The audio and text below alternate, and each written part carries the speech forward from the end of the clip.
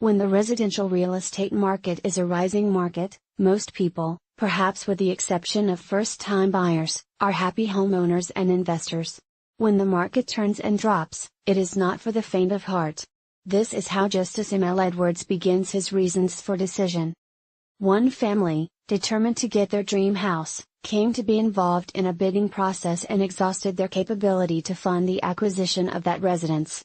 We will describe this case, which is similar to several people my firm has helped overcome their financial problems after being found liable for similar amounts the defendants, in this case, were found responsible for. Douglas and Sheila Gamoff were the owners of a residential property in Stouffville, Ontario. The plaintiffs listed the home for sale with a real estate agent on the multiple listing service. Within a fairly short amount of time, there were 18 offers on the property. The defendants, Yi-Shing Hu and David Lee, saw the home with their real estate agent. The defendants originally submitted their written offer of $2,050,000. The next day, the defendants were told that there were several deals for the residential property. Their realtor also told them that their offer of $2,050,000 was not accepted.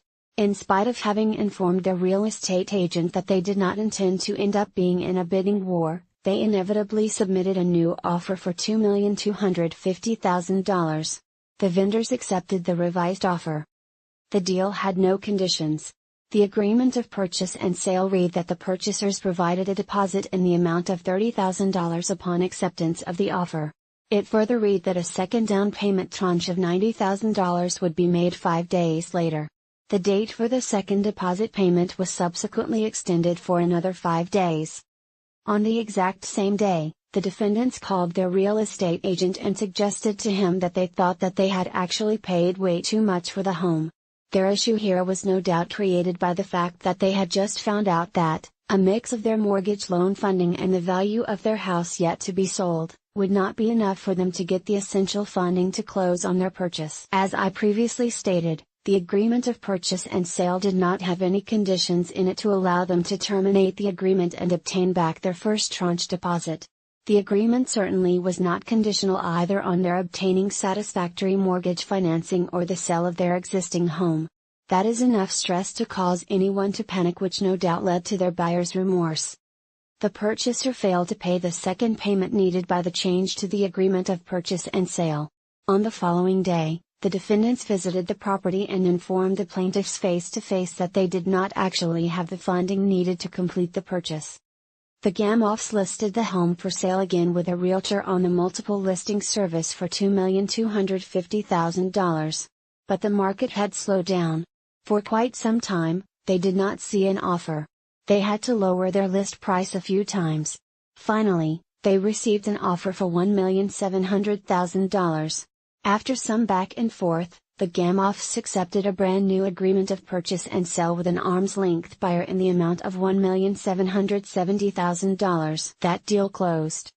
The plaintiffs sought a summary judgment for the difference between the defendant's offer of $2,250,000 and what the home eventually sold for, $1,770,000. Based on the evidence, the judge agreed. He awarded the plaintiffs the difference between the defendant's offer of $2,250,000 and what the home eventually sold for. The judge also awarded costs to the plaintiffs. The judgment was for $470,000 plus costs. Add that to the $30,000 down payment the defendants lost, this aborted deal cost them $500,000. My firm has been involved in several matters helping people who have had judgments like the one described above made against them from failed real estate deals. If you have too much debt because of a judgment against you or for any other reason, the Ira Smith team will provide you with a free consultation. Contact us today. I hope you enjoyed the video. The Ira Smith team is available to help you at any time.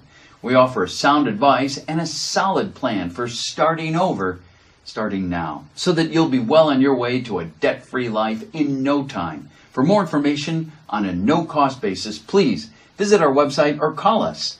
Our website and telephone details are coming right up now. Oh.